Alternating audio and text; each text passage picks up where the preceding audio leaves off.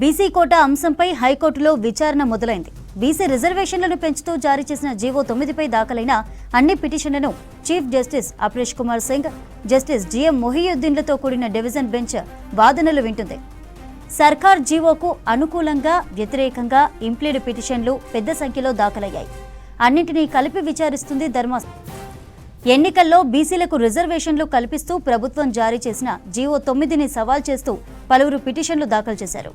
జీవోను సమర్థిస్తూ తమను ప్రతివాదులుగా చేర్చాలంటూ పలువురు ఇంప్లీడ్ పిటిషన్లు దాఖలు చేశారు. బీసీ కోటాకు వ్యతిరేకంగా రెడ్డి జాగృతి తరపున పిటిషన్ దాఖలైంది. రెడ్డి జాగృతి తరపున వాదనలు వినిపించనున్నారు మయూర్ రెడ్డి.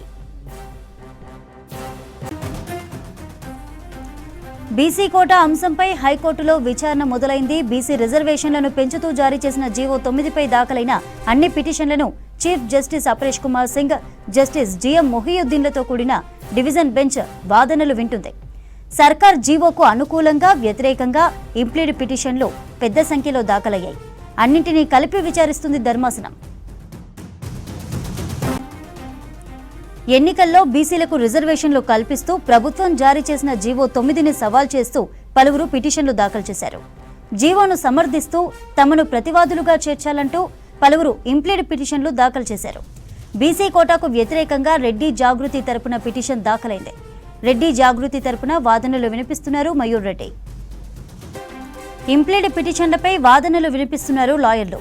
రిజర్వేషన్ల పెంపు బిల్లు అసెంబ్లీలో ఎప్పుడు పాస్ అయిందని ప్రశ్నించింది హైకోర్టు. గవర్నర్ దగ్గర బిల్లు పెండింగ్లో ఉన్న అంశంపైన కోర్టు పిటిషనర్లను ప్రశ్నించింది. బీసీ కోటా అంశంపై హైకోర్టులో విచారణ స్టార్ట్ అయింది. బీసీ రిజర్వేషన్లను పెంచుతూ జారీ చేసిన జీవో 9పై దాఖలైన అన్ని పిటిషన్లను chief justice Aparesh Kumar Singh, justice GM మొహియుద్దీన్లతో కూడిన డివిజన్ బెంచ్ వాదనలు వింటుంది.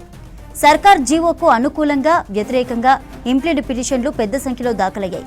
అన్నింటినీ కలిపి విచారిస్తుంది ధర్మాసనం. అందరం కూడా ఎదురు చూస్తున్నటువంటి 40% రిజర్వేషన్ పైన వాదోపవాదాలపై ఎదురు చూస్తున్నటువంటి తరుణంలో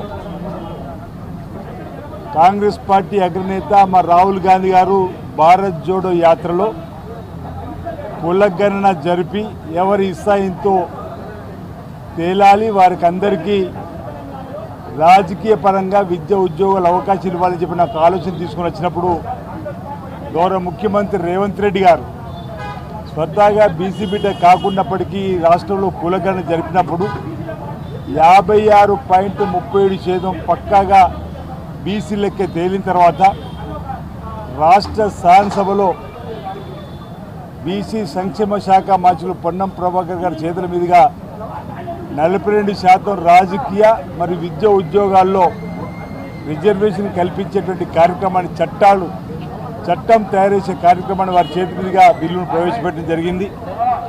ఓ బీసీ బిడ్డగా అదే అసెంబ్లీలో ఆ బిల్లును 42% బిల్లును బలపరిచే అవకాశం నాకు రావడం, రాష్ట్ర శాసనసభ మరియు శాసన మండలిలో కూడా 2 ఉభయ సభల్లో కూడా మరి అక్కడ ఆల్ పార్టీస్, అన్ని రాజకీయ పార్టీలు కూడా ఆమోదం పొందిన తర్వాత ఆ చట్టాలను కేంద్ర ప్రభుత్వానికి పంపించిన క్రమంలో రాష్ట్రపతి దగ్గర పెండింగ్లు ఉన్నటువంటి సందర్భంలో జంతర్ మంతర్ దగ్గర ముఖ్యమంత్రి గారితో సహా మంత్రులందరము, ఎమ్మెల్యేలము, ఎంపీలము, ఎమ్మెల్సీలము, బీసీ సంఘాలన్నీ కూడా భారతీయ జనతా పార్టీ ప్రభుత్వానికి షెడ్యూల్ 9లో చేర్చే క్రమంలో మా బీసీ బిడ్డలకు నోటి దాకా వచ్చినటువంటి బుక్కను ఎత్తగొట్టకండి, షెడ్యూల్ 9లో చేర్చి ఈరోజు 42% రిజర్వేషన్తో స్థానిక సంస్థలో పోవడానికి అవకాశం ఇచ్చేమని కోరినాం.